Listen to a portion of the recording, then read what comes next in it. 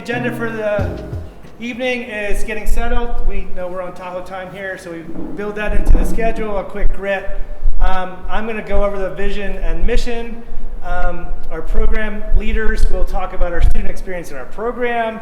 And then Ken and I will talk about our execution plan and overall strategic goals, and then we'll take some Q&A. So we hope you leave here with a better understanding of T, our student learner outcomes, as well as our strategic vision and strategic goals. Pretty simple stuff. So before we get going, I'm going to jump forward to a quote. My reading for the day is this slide.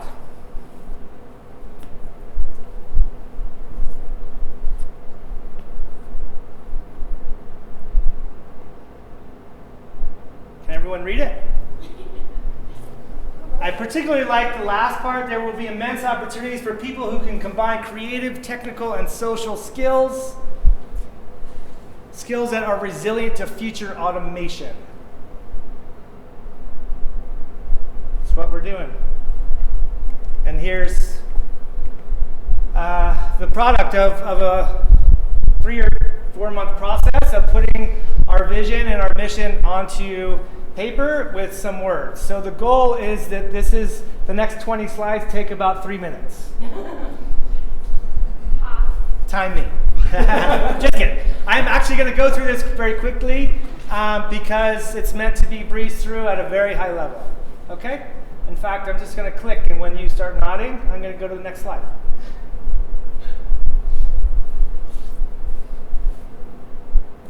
So this quote, "We believe young people can make a difference in the world now. Our intent is to make this happen by creating one of the most innovative learning approaches in the world." That's what our intention is. Are we there yet? I don't think so, but we're closer. We're getting there. We are iterating in some way in terms of our experiential approach. So whereas most people are sort of taking fewer risks, we are taking more. That's our biggest innovation. And creativity is the pinnacle of what we're doing. Hi, Julie. And you'll see that this is, again, the pinnacle of where we're heading as a world. Creativity is this magical thing. And I love oil painting. I love water sketching. But creativity is not sketching and oil painting. Unless it can change the world, right? If your oil paintings change the world, that's creativity. So we're in this process of kind of redefining what creativity looks like, sounds like, feels like, how you actually define that. And we'll get there with this presentation.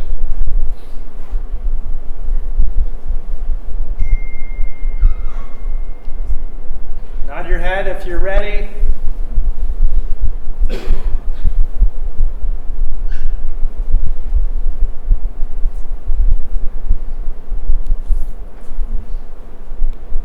So this is our magic sauce down here, right? This is our magic sauce. We're seeing it happen. I've heard stories of transformation in weeks of time. I've been meeting with lots of folks, and I hear, wow, in 6 weeks, my kid is a different person. Because we're focusing on, sorry, where'd that go? Because we're focusing on this stuff. As much as we're focusing on the knowledge stuff. It's not an either or, it's not mutually exclusive, it's all woven into the human condition. You read that one already? I do love this. This picture. Yeah, I took that picture. That's in the Black Rock Desert. We hiked across the Black Rock Desert, hence the carrying of the water, because there's no water in the desert. There was actually water in the desert. We were walking on water. There was 2 inches of water. If you don't know, the Black Rock Desert actually can flood. We were walking on water. It was the most surreal thing you've ever seen. But we found high ground on this dirt that was, on the sand that was 2 inches above the water surrounding us. It was crazy. Yeah, it was awesome. But now Eric is a 10th grader. So this is our model, where we have a foot in this world of tradition and a foot in the world of innovation. We are not way out there. We're not way over there. We actually have a foot in both worlds. We believe in the classics. We believe in teaching reading and writing and arithmetic. We believe in Shakespeare and geometry, biology. We also believe in the innovation of pushing boundaries. So we're trying to solve 3 problems, right? One problem is, what does learning look like? The second problem is, what does the classroom look like? And this is high school classrooms, right? Amazing, forward thinking, like, let's go flexible and see and work our way back. And then we're also working on the funding. How do you fund this whole thing? So those are the 3 problems that we're actively working on. But what we're talking about here is the program side. And thanks to Mike Daniel for making all this look so beautiful. He's amazing. And we'll talk later on in the presentation that we're launching some pilots this summer. And the pilots are going to be rebranded for now in terms of TEA, Think, Experience, Act. So they're not Tahoe specific. We want these products and programs to go elsewhere. And this is our first way to do this. If it stays like this, we don't know. Maybe it will, maybe it won't. But anyway, this is our process. Identify a problem. Think about it. What knowledge you need to gain in order to solve that problem? What experiences do you need to have, and then what action do you need to take? And this is our equation. AQ is not mine or ours. Actually, this guy, Paul Strotz, I think is his name, he coined that term, adversity quotient. That for us is the resilience piece, the ability to bounce back after you get knocked down. How do you do that? You practice. Okay. The IQ is the academic piece. We're a standards-based school, so of course we teach the reading and writing arithmetic. And then the character, the EQ piece, is the compassion, the collaboration, the ability to show gratitude, those things that we proactively build into our day-to-day. So I took this photo too. We get to go on all these trips. This is like the best job in the world. This is the wall. Tijuana was right about here. We had Department of Homeland Security right about here. It was pretty cool. These marks are where people have blowtorched their way through the wall. We got a backstage tour. There are actually 2 walls. There's a primary wall and a secondary wall. So this is the secondary wall. We actually saw detention happening while we were down there. It was mind-blowing. Yeah. So we go on hundreds of field studies a year. We meet with hundreds of experts per year. On average, kids spend 6 weeks a year in the field. This is where you are right now. It's a beautiful space. So we're thinking of, with help from Eric and Julie, who are in the back. Hey guys, hey new folks. With help from lots of folks, we're rethinking what the classroom looks like. This is now potentially what a classroom looks like. The real world is what the classroom, we have a geodome over there. That's so cool. Go check out the geodome. That's what a classroom looks like. The outdoor classroom, that's what a classroom, it has to look like all these things because the world is mobile and accelerated change. You have to be comfortable in all of these spaces. And so how do you get comfortable in spaces? You go work in them, you go practice in them, you experience them. I love how comfortable Luke Robinson looks on that stage. He's like, yeah, I'm just going to lay it down for you.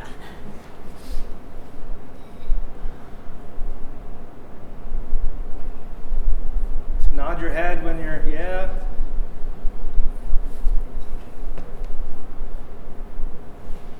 So you got to take care of this stuff, right? You have to, and we are. You got to take care of the academic stuff. I've just heard of a couple of our seniors got into their first choice colleges again and got merit-based scholarships again. Check the box. You got to check the box. But that's just the foundation for us. That's just the starting point. This is not the destination. For us, it's not the destination. It's a stop along the way, for sure. This is the destination for us. Trying to make a difference now in the world today. This is a sample of what we did last year.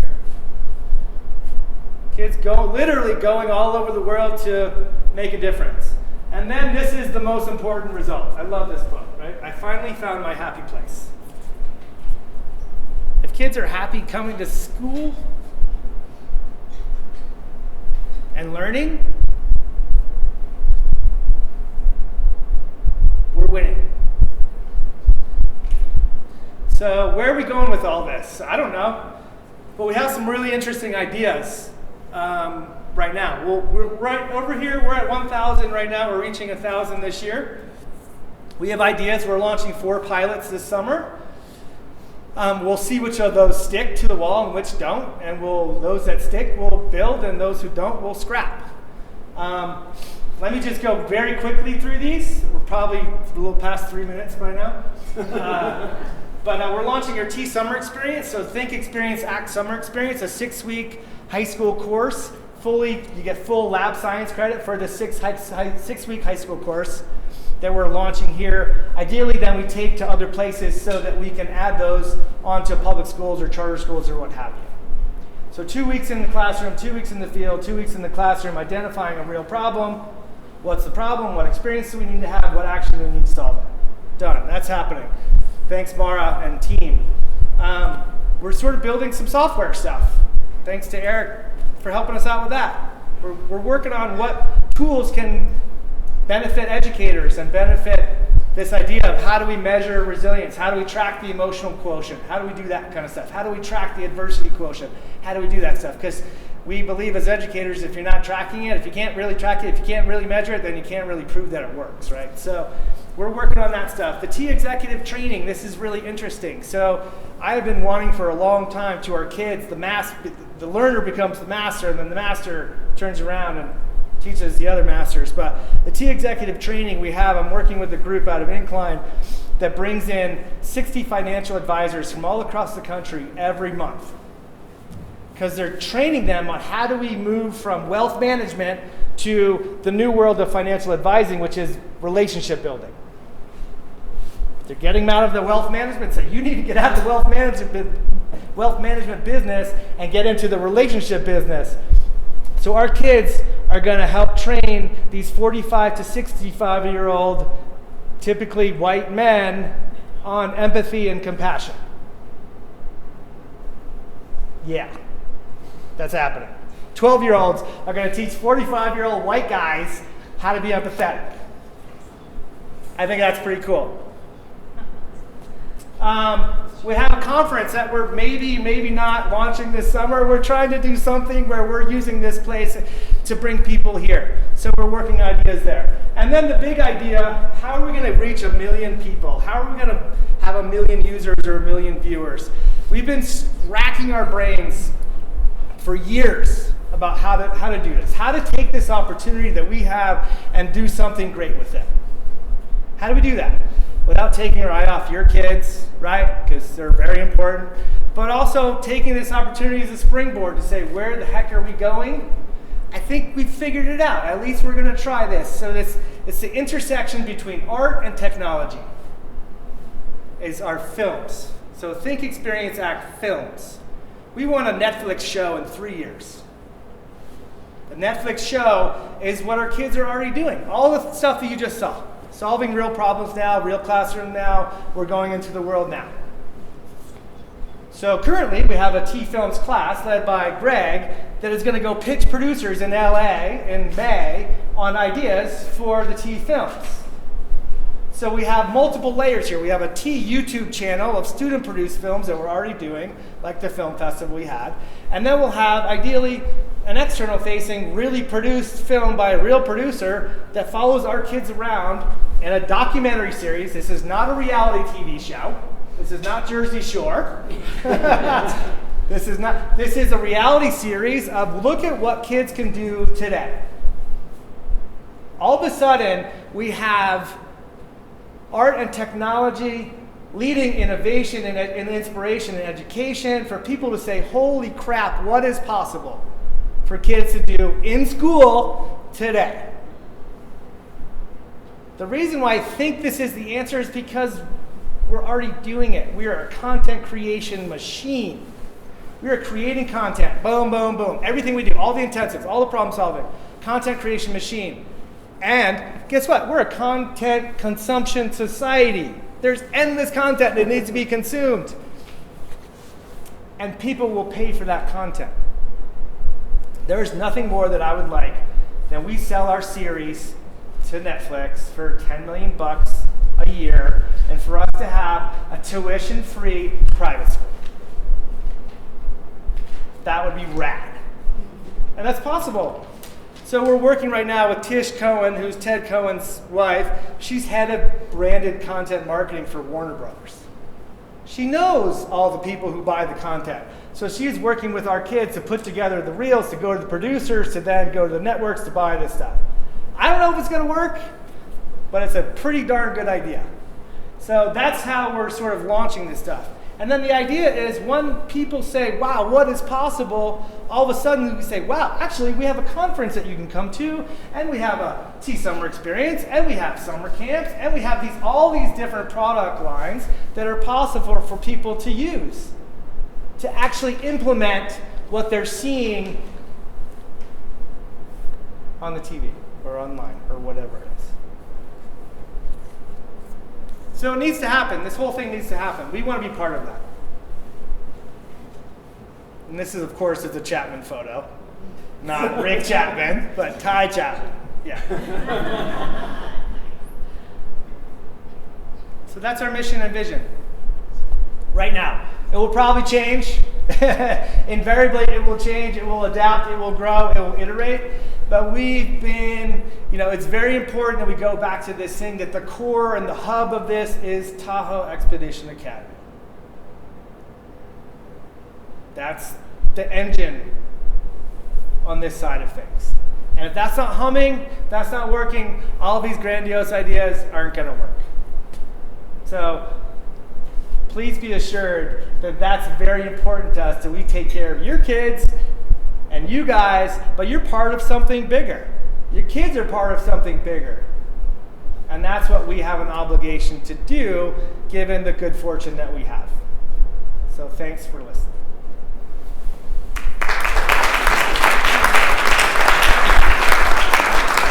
So I'm here to speak about our student learner outcomes. Those are the goals that we have set as a program team for all of our students. Before I do that, if you guys want to come and find a seat, you're welcome to join us. I don't want you to stand.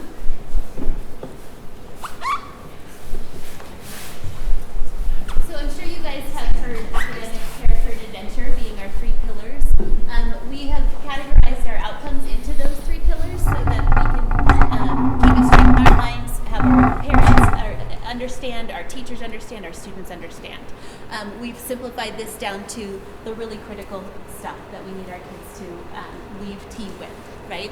So the first one is about solving problems creatively. I'm going to be speaking about examples in the early childhood education area and elementary school. Then Matt's going to come and talk about middle school, and Mara will talk about high school, so that you guys can see the trajectory of what happens as kids grow in T and see what these different outcomes look like as they continue through our program. Okay? So we're starting with solving problems creatively. In our elementary school classes, all of our teachers use something called a problem-based math task. If you came to Celebration of Learning, you probably saw these out in classrooms, and maybe your kids challenged you to give it a try. They are what we call low floor, high ceiling tasks, meaning that there's an entry point for every student, but there's so much thinking that can happen, like there's no ceiling on these tasks.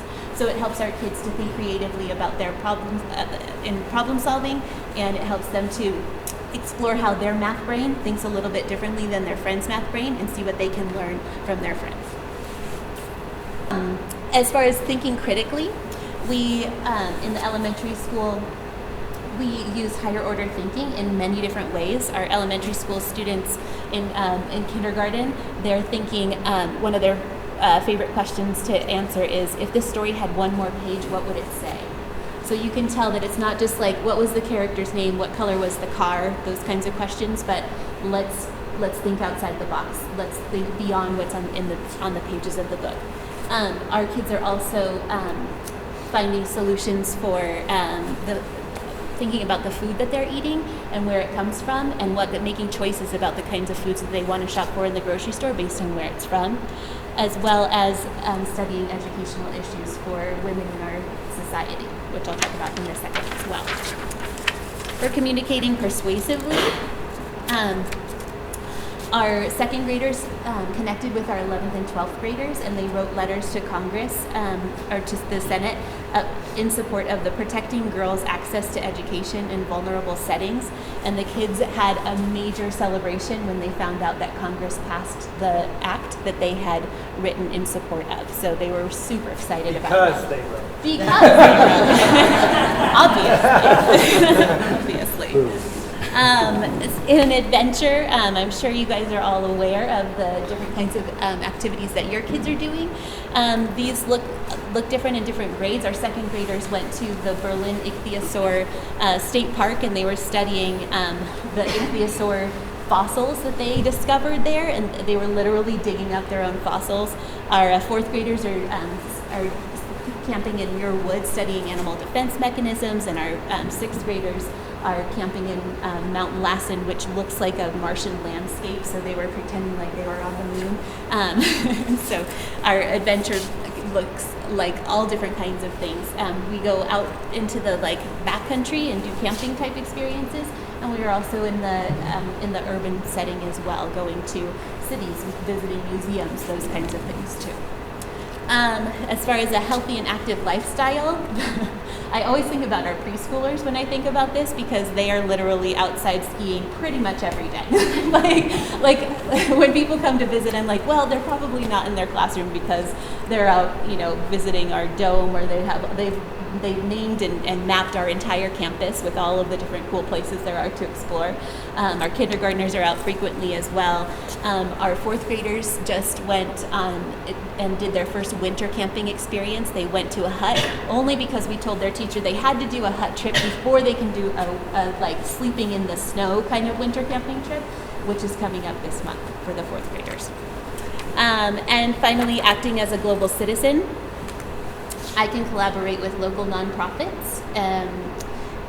So our first graders are connecting with all kinds of nonprofits to talk about bird habitats and thinking about how they can be stewards of the land in that way, as well as our sixth graders who are, they met with high five athletes. High five athletes are athletes who've been injured doing their sports, and the kids were studying the hero's journey, so they interviewed different athletes, and they wrote each of their stories in the setting of a hero's journey. So they have demigod type themes to their stories, but they're about real people in our society, and so they were looking at that. So those are all different examples of elementary school, how we meet these outcomes, and Matt, I guess, is going to talk about middle school.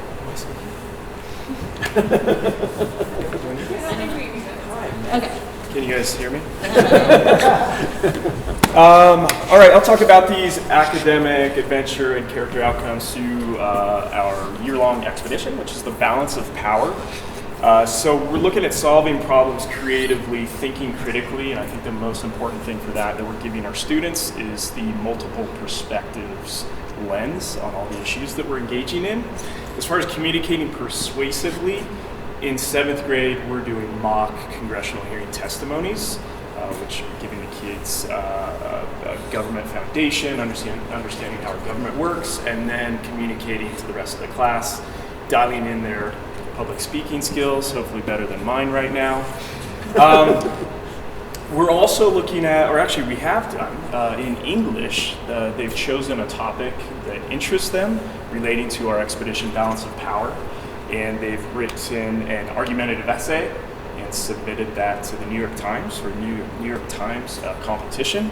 We're also looking at a balance of power issue and trying to come up with a creative way to solve that issue and present it in the form of a podcast, and then submitting those podcasts to a nationwide NPR podcast competition, which I think we're probably going to have 7 or 8 winners, but I don't know. I'm a little biased there.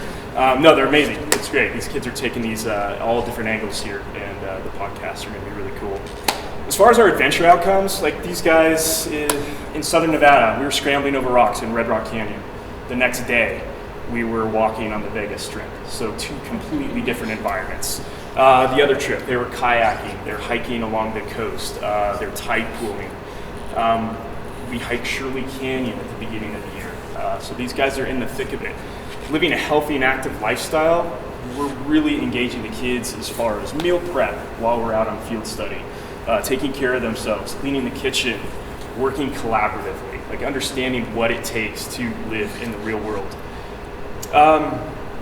As far as acting as a global citizen, middle school has identified a bunch of local service projects that we're going to be engaging in over the rest of the year to help our local community. We also have worked with completed service work with the Bureau of Land Management, both in Southern Nevada and in Monterey. We've worked with the National Fish Hatchery down in the Lake Mead Recreation Area, which was awesome. And we're also working with the Santa Cruz Homeless Garden, which will benefit the local homeless on our trip in Monterey in the end of March. So that's that in a nutshell.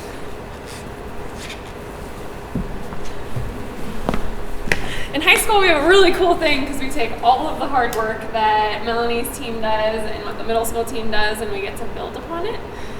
We also have a similar challenge than you all have. If you have kids approaching leaving high school, you might be experiencing this now. If not, you get to look forward to it. But it's the excitement and hard feelings behind letting go and knowing that we've done this, that our kids can survive and thrive in the real world, that we know they're going to be global citizens.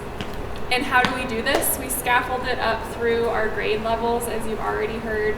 And our outcome as 11th and 12th graders are a couple of things. So they get to take ownership of their education in a different way, where they identify a real world problem that is interesting to them, that they want to tackle, they want to grapple with, and they want to make an impact on. And so this year, our 11th and 12th graders did what most teams do, is they got into a room and they disagreed for a long time. And they disagreed for longer, and then they finally came to a consensus faster than last year's group, so that was good. And they realized that there was a big issue in the United States. As a first world country, we have the highest level of mass incarceration. And we have an incredibly high rate of recidivism after populations get out of prison. And so they wanted to tackle not just like how we prevent people going in, but why do we as a society have an issue with people when they get out of prison? We are very accepting. We tackle our character traits. We teach our kids that, but the fact that they were recognizing that there is a population that has made a really bad choice in their life, but they're not necessarily bad people, and they wanted to grapple with that. And it looked like everything from researching it, using critical thinking and analytical skills through primary and secondary source analysis, to learning how to write and phone calls to experts ranging from attorney generals to government officials to nonprofit leaders to formerly incarcerated individuals, and setting up field work, 10-day field work where they got to meet with these different people and see it from different lenses. They also got to talk to parole and probation officers that are working with these populations regularly, and were able to provide a very different vantage point than the formerly incarcerated did. Turns out they didn't agree. They dove deeper into what they felt like was the issue, and they wrote to their congressman and to the president of the United States advocating for the solution they felt the government should take, and then they identified what they felt like they could do. They understood that they come from a place of privilege, as we all do, and that they wanted to use their voice. In the specific area that they saw after Eric and I dropped them in the middle of Santa Cruz by themselves, we were like monitoring them. They were safe. But we were like, cool, you need to talk to different business owners, because these are the ones that are hiring people, and interview them, find out what they're doing, and then you need to work together to find your way back home. And you got it. And they did. And they found that the biggest thing is that there's a stigma behind people who are formerly incarcerated. And so they are working on a variety of projects, ranging from a film with interviews and stories from these types of people they got to interact with, publishing that into a book so that they can get in the hands from a visual and oral component to a wider audience, and looking to develop a event where we can bring in local business leaders that can hear from these populations, as well as proposing and committing to build the starting component upon approval of a ropes course targeted towards middle school and high school ages, so that not only do we get to benefit from it, but there's a at-risk youth population in our local community that would benefit from having the ability to start to build on their trust in themselves and their trust in their peers that come from that adventure component. After that, they get to pick their own topic for themselves, and we have some really exciting individual senior intensives that they're going to go out into the world by themselves in May. And they are starting to figure out what that looks like, but we already have one that's developing a program to look at youth mental health in our local area. We have one that's looking at the fact that the town of Truckee has committed to go completely renewable by 2030, and when interviewed by a student, they have no plan. So this student's going to go out and research and talk to a variety of experts and come up with a plan to propose to the town of Truckee. So those are examples of all of these components, because come June, I'm about to kick 5 kids out of our program, lovingly, and with tears and excitement, and see what they do. And the fact that we've been able to scaffold it starting in pre-K, where they're learning to trust in themselves and they're learning to tackle these hard problems, going all the way up through our program, leaves me confident. If you talk to the alumni that we've done, they're doing phenomenally, and their biggest challenge is that the rest of the world doesn't always look like tea, so let's fix that. College, turns out, is still kind of traditional, so next task is fixing college. But until then, at least they can get into their first choice schools, and they're prepared to prepare meals, they're prepared to make healthy choices, they're prepared to make a huge impact on themselves as well as those around them. So that's kind of what we got going on.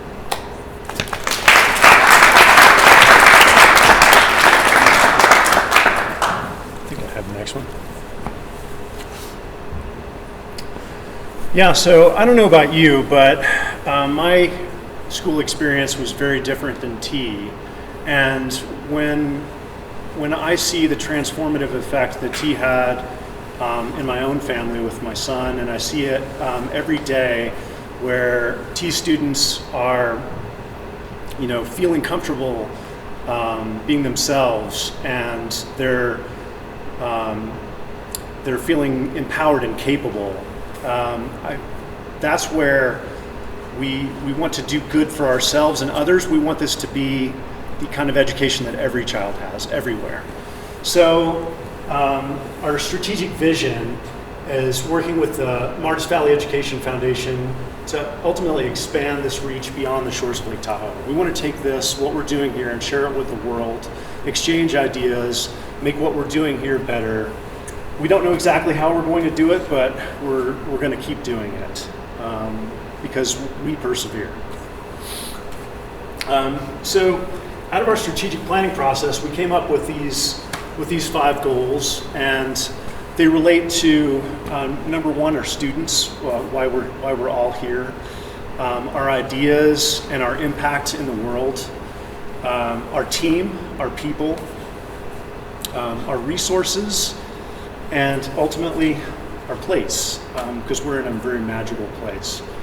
So as you may know, we update these our progress towards strategic planning goals at every open board meeting, but we wanted to take this opportunity to give you an update of where we are year to date right now.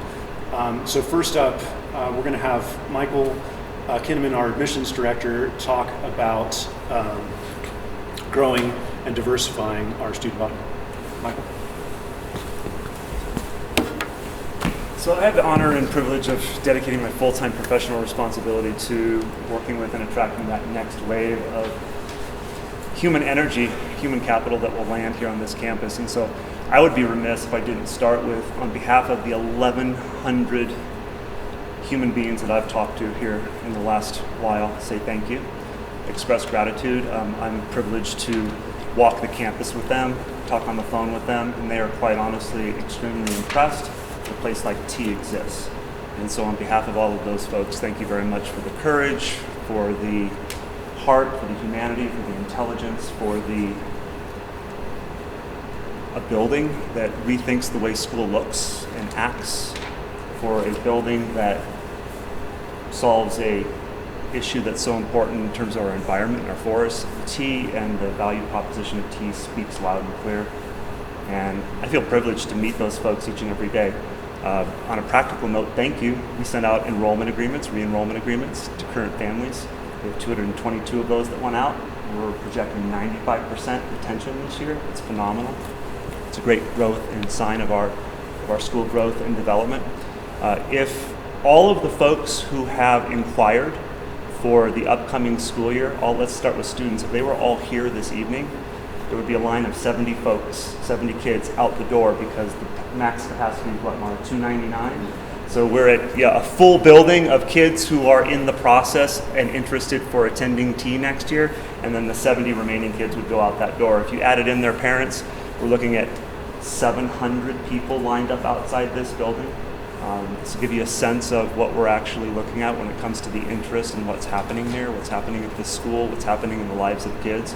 So I wanted to share that with you. Numbers by breakdown of classes, we're looking at anywhere from 3 to 1 in terms of the amount of student inquiries we have relative to the available spots, and then some of those classes 6 to 1 in terms of the inquiries that are coming in relative to where we have available spots.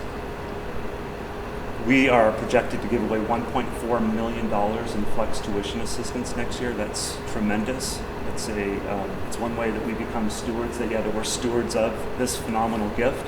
It's one way that we live our values. It's how we create accessibility to our programs. And so it's an honor and a privilege to be on the front lines of that work as well.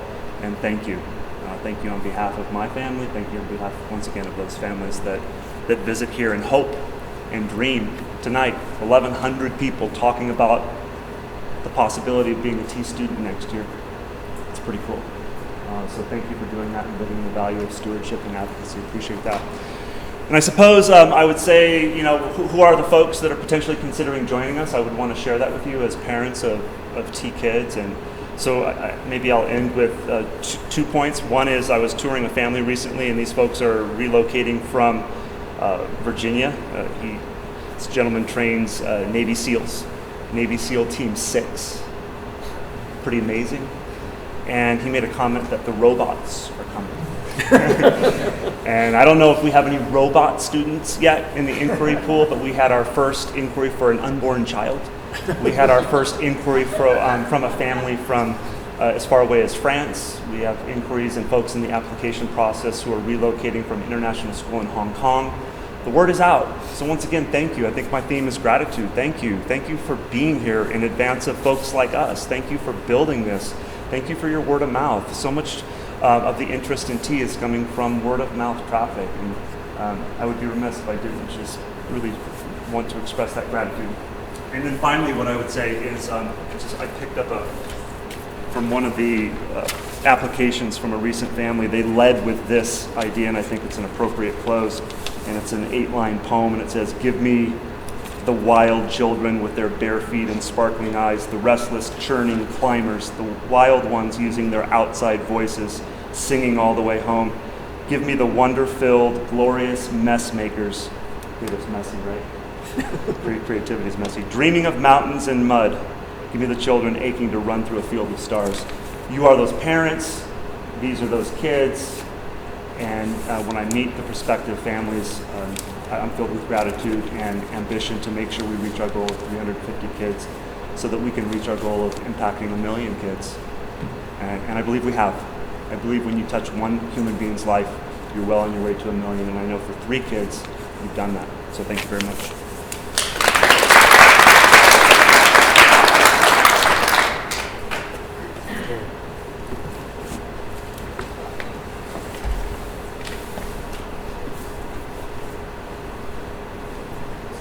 Do we need to do the slide again? I don't think so. That's it. That was quick. Sweet. Okay. All right, so our third goal is about attracting, developing, and retaining the best team. So that's talking about our faculty. And in the elementary school this year, we have 8 new hires. So, and I wrote them down so I don't forget. Regina, Deborah, Marissa, Carolyn, Callie, Susan, Mia, and Stan. Mia is right there. Thank you for coming, Mia. If you haven't had a chance to meet her, make sure you get to say hi. So yeah, we've had just a lot of growth. We've doubled some classes. We've moved a couple of teachers to different roles to support them, right? Because this part of this has to do with retention, and we want to support people's professional goals. Matt was one of our phenomenal 5th grade teachers in the past, and he had goals to move into leadership. So now he's the middle school dean and teaching in the middle school. So that just shows how we want to support our teachers.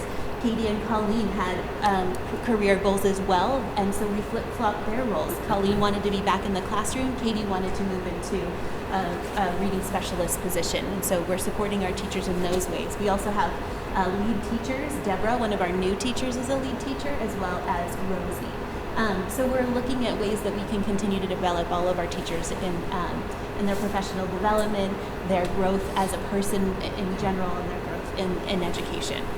As far as next year is concerned, you saw the numbers that Michael shared. In kindergarten, if we get, what would it be? Like another 8 kids or something like that in kindergarten, we'll be able to split that class. So there's potential that we might have 2 kindergarten classes next year. Our current 4th grade class that Macy's in, it has 16 kids now. We are very likely to split that class next year and have 2 5th grade classes. So we're looking for teachers for those roles as far as hiring is concerned. As far as I know, all of our teachers are planning on returning next year in the elementary school, so we'll just be onboarding people that are moving into the new vacancies. We are, right now, I'm talking to all the teachers, making sure that they love their grade level, because since there's 2 grade levels opening, then they might want to switch, who knows? So I'm meeting with all the teachers and figuring that out. And also doing a ton of screening. I talked to a phenomenal candidate today at lunch, so I'm really excited about that. But we have quite a few great candidates in the pipeline for whatever vacancies show themselves when our enrollment status numbers are in. And we will continue in the elementary school to invite, if people are local enough, to invite them in to do a model lesson, and then we'll have parent meet and greet opportunities so that you can have a chance to meet those people who are interviewing to potentially be your child's teacher. We would love to have our offers out to teachers in the month of March. We know that like our best candidates are available right now, so we want to get this show on the road and figure out who's coming and get them to join the team. Okay. Mara, what's your update? I didn't have to hire as much as Melanie last year because I stole 2 of her teachers. Thank you. But yeah, we had big growth as well. We split some classes, and so we hired 3 full-time faculty for this year. We hired Natalie as a math teacher. We hired Lindsay as a support service provider, and then we hired Ted as a high school English teacher. And with our growing numbers for next year, we started the hiring process in November. We are excited, thanks to big shout out to Laura, who coaches and nurtures all of our teachers. They're happy, and that's what we want. We want happy teachers, so thanks to her for also keeping me sane. And so we are excited about our returning team, but we're also looking to add more full-time faculty for a couple of reasons. Growth in numbers, and also we've identified areas for growth. Like, we know that our teachers feel more like part of the team. They get more professional development. They buy into more of the team magic if they are full-time. If they get to travel with our kids and have these dynamic experiences, if they get to spend more time with Laura, if they don't feel like the peripheral faculty. So we're looking to hire full-time Spanish. We're looking to hire a new full-time math and science, as well as a new humanities teacher for next year. And we've gone through a bajillion candidates and done model lessons and guided storytelling interviews and zeroing in on the top people. So we'll be bringing in some after the break. And our student council is going to start interviewing them, so we get the student voice. We also ask for student perspective after every model lesson, and so they give us their whole take. And it's good because it's sometimes different than how we feel. So, and they're the ones who have to sit in the class. So that's where we're going. We're locked and ready to go. We're feeling really confident about it. So we believe our magic team is going to just keep growing. Final point on the adding to our team. The board is in the process of kicking off a search for a head of school. I'm filling that role on an interim basis, but it's critical to the success of the school to find the right person there that can help us continue to level up as an organization. So goal number 4, thriving financially. There's 3 main drivers of. I'm sorry. Was it there? Okay, there it is. Yeah, 3 main drivers of us thriving financially. So enrollment and tuition, the alternative revenue, which Taylor described in the big slide, where we were going from 1,000 kids to 1 million kids. That's through these different programs that we're experimenting with and learning from and trying to scale. And then finally, fundraising to support T Summit Push and the Martis Valley Campus Development. So the Summit Push is, Taylor will go into a little bit later, but as you know, when you mountain climb, you climb up to one summit and you find yourself in a mountain range, and there's other summits to climb. So what this graph represents here is basically T's path to operational sustainability. Right here we show 225 students, which is about where we are right now. Conservatively, we're looking to add 50 students, but it may be as many as 75 students for the next school year. And then sometime in year 3 or 4, we will get to where we're going, which is that 350 level. So if you add up all of this operational gap, that's about $4 million, and the Summit Push is 14. So it includes the $4 million in operations and then $10 million in capital. The capital, $2 million of that is the short-term facilities that we're in now, including the middle school and high school modulars, just getting everybody in campus. So if we all think back a year ago today, it seems longer, but it was really just a year ago today, we had students in 3 different locations: Truckee, Kings Beach, Tahoe Vista, plus we had 2 other locations in Tahoe Vista for business operations.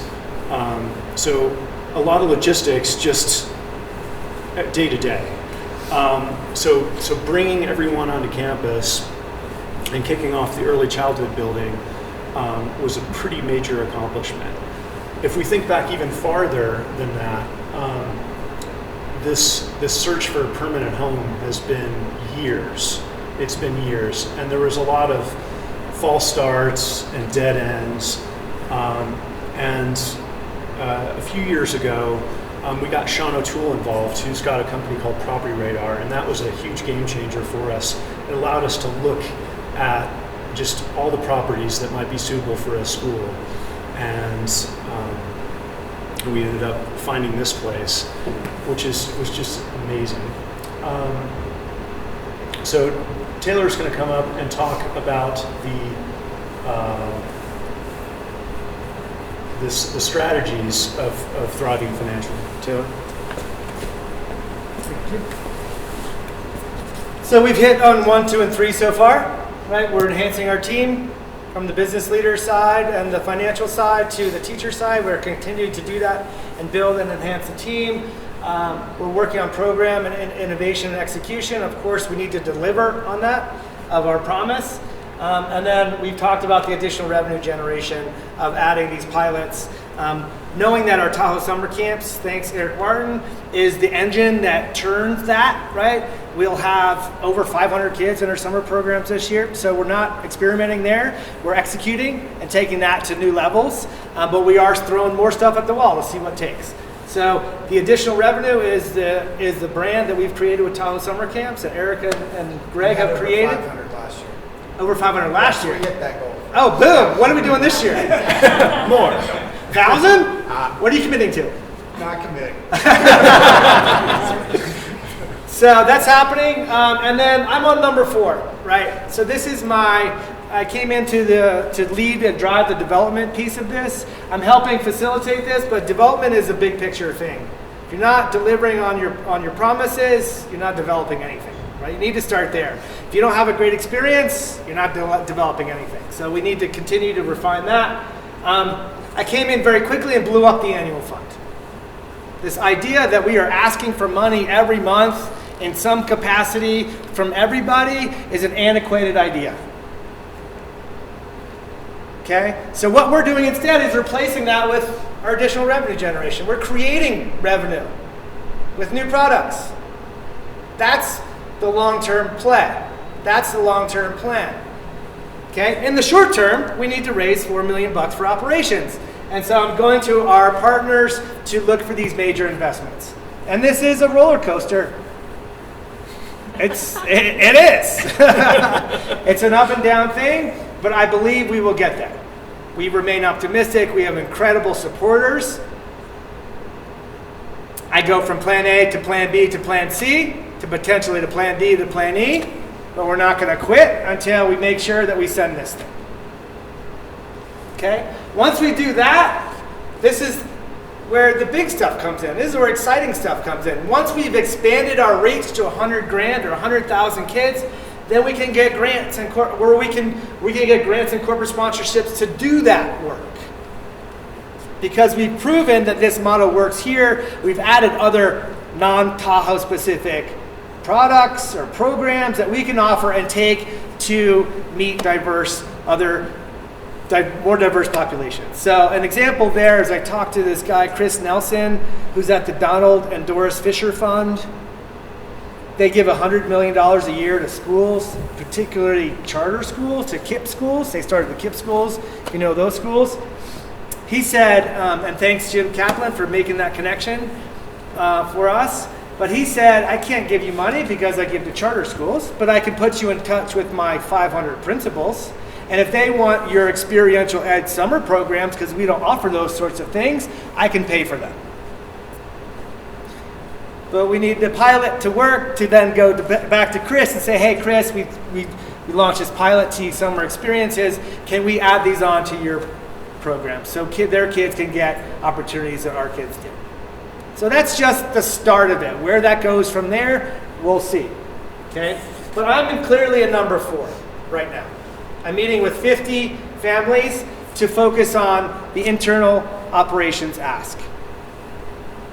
Okay? We're also meeting with people externally to focus on the campus development.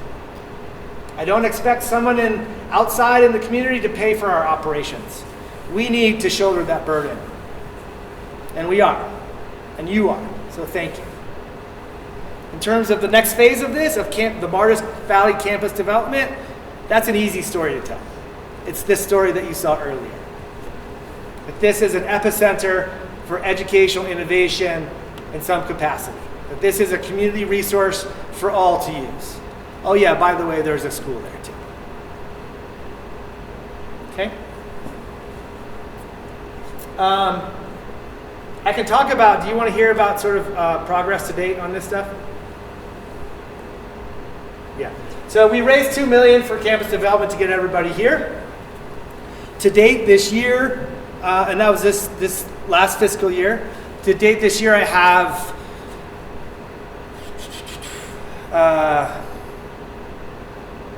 about 2.4 in pledges, 2.4 million in pledges that we need to lock down.